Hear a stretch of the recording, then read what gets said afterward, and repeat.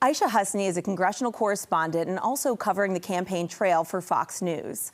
She's based here in Washington, D.C. and has traveled all over the world covering a variety of stories. Aishah joins us today for a spotlight on her career journey and to share some stories and wisdom that she has learned along the way. Thank you so much for joining us. Thank you for having me. Good to see you. It is so fun to have you in studio because Aishah is not only an incredibly talented journalist, she's also a dear friend of mine. Yes, we are very close friends, and I'm just so honored to be here and just that you would even think about, speaking with me. So thank you. Well, you are booked and busy, so I'm really appreciative you made the time because you're on the campaign trail. Talk to everybody about what life has been like lately for you. Life is a little nutty, Erin, as you know. Yes. I'm actually going to hit the trail right after this interview, back to Pennsylvania, battleground state, and then off to North Carolina after. So it is go, go, go, and we are in the final, I would say, 60 plus days of this. So it's very serious, a lot's at stake. It's one of the most important elections of our lifetime. And I'm just so honored to get to see things firsthand and be there in front of the candidates and just, be there to ask the questions that voters want asked. Which is amazing, and you're doing such an incredible job with that. And being in the spotlight and being on the road on the campaign trail and getting the breaking news and being there firsthand to experience it, what does that feel like? It's incredible. And, if I can just take a moment to just acknowledge my family and my parents and all the sacrifices that they made to even give me the opportunity to be here. It's such a moment for me, to be a naturalized citizen. I wasn't born in the United States. So to be able to cover democratic elections and to know that this is not something that people all over the world have the opportunity to take part in, it's quite something else. But just personally as well, so many cool, great moments on the trail, so many great bonding experiences with my team, but just to be able to see history live in action and to be right there in front of the candidates, it's truly special, and I'm so honored to get to do it for Fox. It's amazing to see you thriving and shining on Fox News. And I want to talk a little bit about your family because I know you moved from Pakistan when you were a child. Talk to me a little bit about that journey and how you ended up in Indiana. Yeah, everyone always asks me, how did you go from Pakistan to Indiana? Right. And I would say I was 6 years old. My family, I think on a whim, last minute decision, decided, why don't we move to the U.S. and give it a shot? My parents really believed in higher education, and the education in Pakistan wasn't so great. We also lived in Saudi Arabia for a period. My dad worked for Aramco, so the education there wasn't great either. So they knew eventually they wanted to send their kids to school abroad. So they thought, why not just give them a better opportunity by getting them going, right from grade 1. So we moved here when I was 6 years old.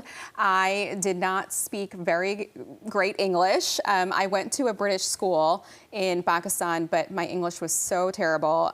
When I got here, I remember I used to cry because the kids were speaking so fast. Right. I couldn't understand them. And I used to, apparently, my mother tells me, I used to leave my classroom and go find my brother's classroom and go sit with him all day long during the school day. And eventually the teachers had to have a conversation with my parents. I'm sure it was comforting to have that family connection. Yeah, my brother's 2 years older than me, so he was kind of my rock through it all. But kids are fast, quick learners, and I picked up on English pretty fast. And it's just, amazing to me to go from not really knowing how to speak English to now doing that on the daily on a national stage. And doing it perfectly. Thank you. I feel like I still mess up sometimes, but it's really funny to for English to not be my first language to now be doing it. What were some tricks for learning it and picking it up so quick as a child? I think just friends. I think, when you have good people around you, and the kids in Illinois, we moved first to Centralia, Illinois, and the kids there were so loving and kind and warm and embraced me and my brother. My sister was a baby. So I think just having kids who saw that I was a little different and needed some help and just took me in and loved on me. I think that, and that's what makes the Midwest so great and such a great place to live. You had a great childhood there. I had a wonderful, I just love the Midwest so much, and all the people there, they are the reason I turned out the way that I did, and just such big hearts and so much love to give. So I was really, really blessed. And you have cousins there and Yes. an aunt and uncle. And I asked Aishah before, talk to me about the food, experiencing American food and culture for the first time. Give me that memory. Yeah, it's people always ask me what my comfort food is, Yes. and it's actually, you'd be surprised. It's something as simple as like meatloaf and I love it. peas, and it's because, you know, growing up in a Pakistani household, we ate a lot of my cuisine. So Right. the rare occasion that I could go to a friend's house and have whatever they were having, you know, my friends would roll their eyes if, you know, meatloaf was on the menu, but I would get so excited because I'd never had it, and it was a treat for me. So it was like going out to eat, Right. you know, to eat something like that at my you know, it was something like that, or like, you know, I don't know, fried fish sticks or whatever, like basic stuff that would be, you know, a normal American kid would just think, oh, I don't want, but It was exciting. Savored it. Yeah. Yes, I loved every bite.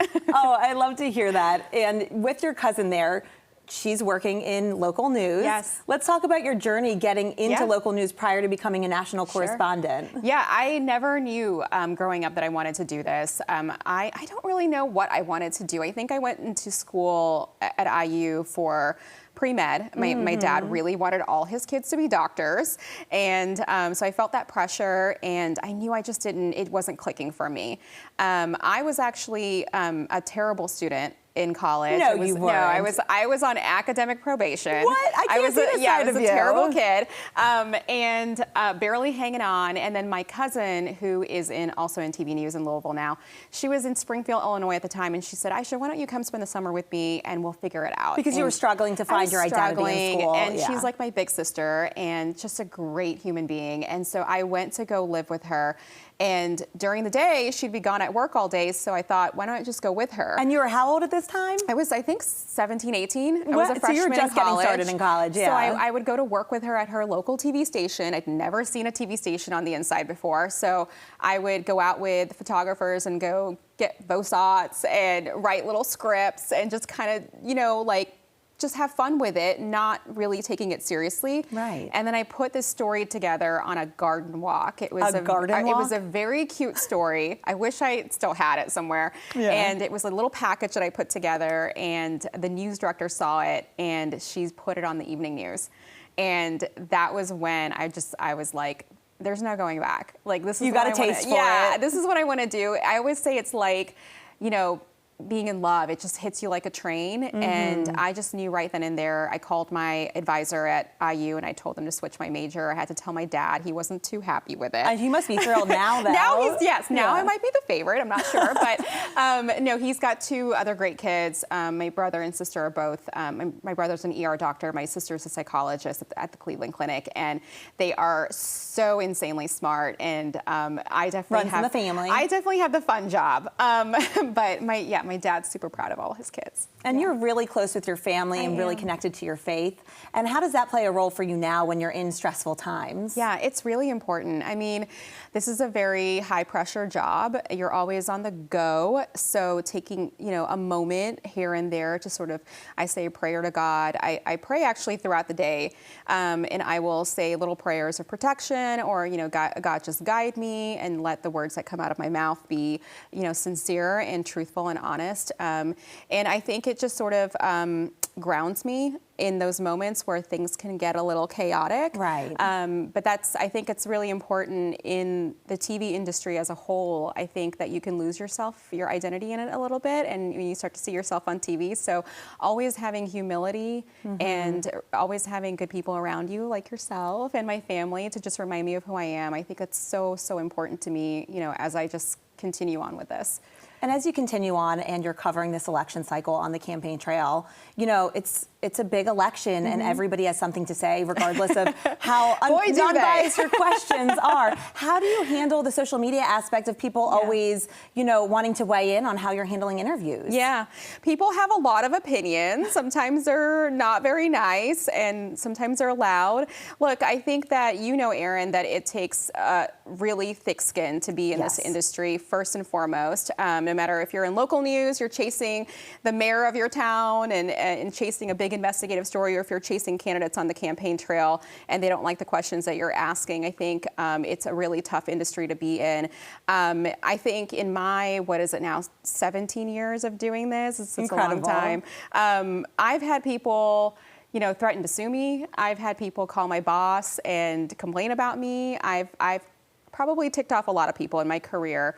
But at the end of the day, if you look at the breadth of my work, you can see that I did everything with integrity and with care. And so at the end of the day, what I go home thinking about is I might not be able to convince every single person out there that I'm not, you know, biased or that I have objectivity. Maybe they don't want to believe that. Right. But what I can say is take a look at my work and you can see that I've been fair, that I've given everybody a shot, that I've given everybody a voice, that when I'm on the trail, if this candidate is attacking that candidate, I'm going to go to the candidate and ask them to respond, to give them a chance, an opportunity. That's the best that I can do. So as long as you're putting integrity first and you're doing everything with intentionality, that's the best that you can do. And of course, family and friends, you know, sort of counting on them and leaning on them to remind you of your morals and values and your character. You have your circle. Yeah, I have my circle. And you have a good sense of self. Thank you. And with that, you mentor a lot of young journalists. Yes. And I'm always blown away by the time you make to take the calls of your mentees. Yeah. What would you say to young journalists getting started out there?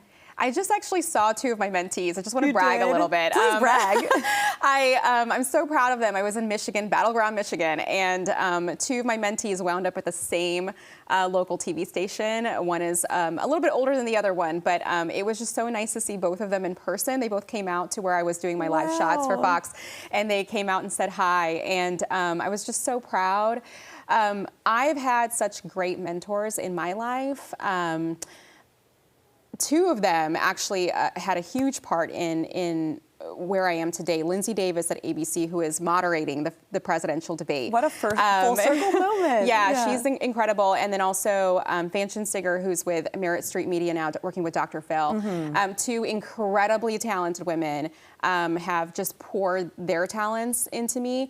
And I just feel, you know, a responsibility to do that for others, but I also enjoy it. I love seeing people grow, and I love seeing people achieve their highest potential and being able to see their strengths, their weaknesses as well, and sort of working on them and massaging them and just lifting them up and really giving them boost of confidence they need to go out and really just like take over the world.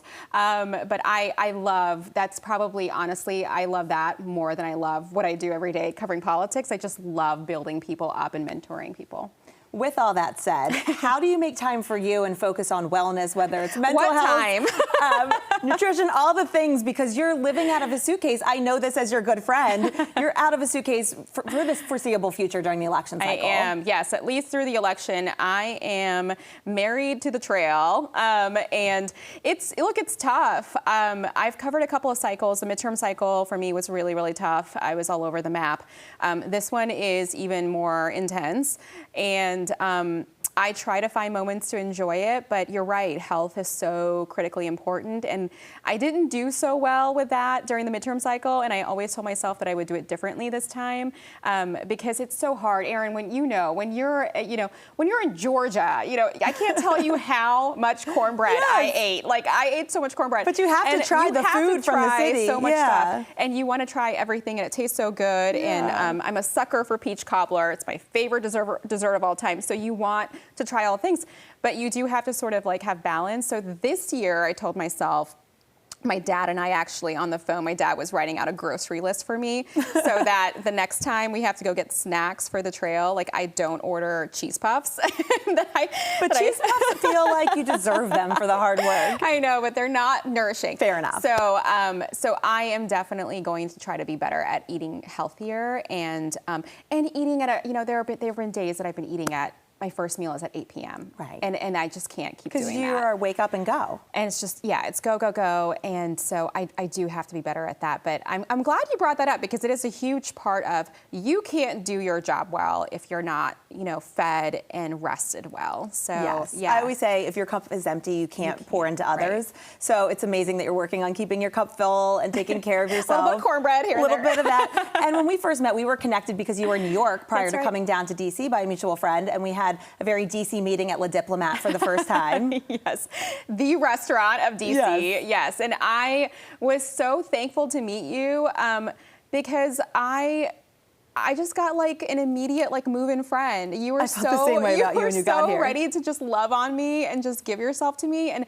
I needed that so desperately, because when you move to a new city, it's so tough, and then your job is so demanding. I was on Capitol Hill. Right. I think the Afghan withdrawal was happening at the same time. There's so many things going on. A lot of moving parts. A lot in of your moving life. parts, Yeah. which is the story of my life. But you were there, just ready to be my friend, and I'm so forever grateful for that, because I needed that in that moment, and you've just been a true friend since. I feel the same about you, and you're such a good role model for me, because Thank you're just you. so strong and so empowered, kind. and it's really set a nice example for me. And I love taking you around to the DC restaurants when you're in town. I love it too. What do you love about DC, living here, when you do get to spend time here? Yeah, I love the history of DC, and there is a pride that I feel when people come to visit, and I get to take them on tours through the monuments. I love walking on the mall. It's one of my favorite things to do. I know it's probably cliche, but it just reminds me of how lucky I am to get to live in this town, because, I could have gone anywhere, but I get to be in one of the most powerful cities in the world, rubbing shoulders with some of the most powerful people in the world.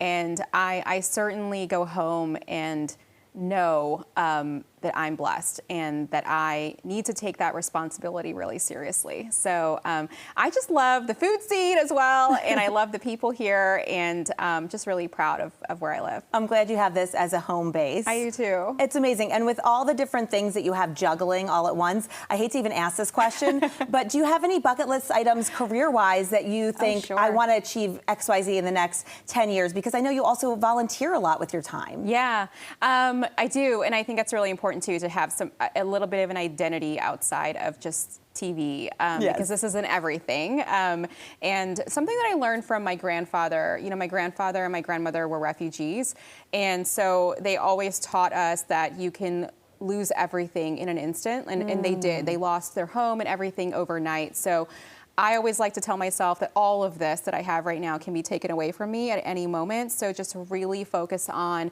the things that I will have forever, which are my talents, skills, my brains, my intellect, my smart. I always say it's not hot girl summer, it's smart girl summer. We're in our smart girl era.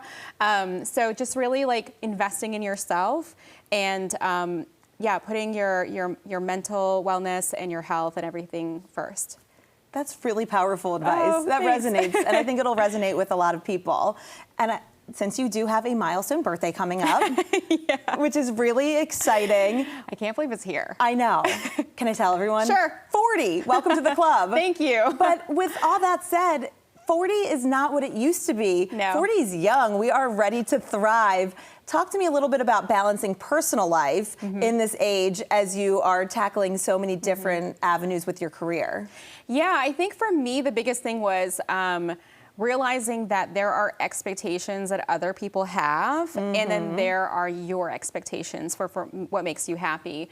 And so I think a lot of women and men, go through life, especially in their 20s and 30s, thinking that they have to knock out these goals, check the box, so to speak. boxes. Yeah. And I just have I'm so fortunate to have such a loving family that always told me to pursue what I wanted. Your dreams. First, yes. My father, it was really important for his daughters to be independent and to be on their 2 feet. He never wanted us attached to somebody else to where things could fall apart and then we were, left abandoned.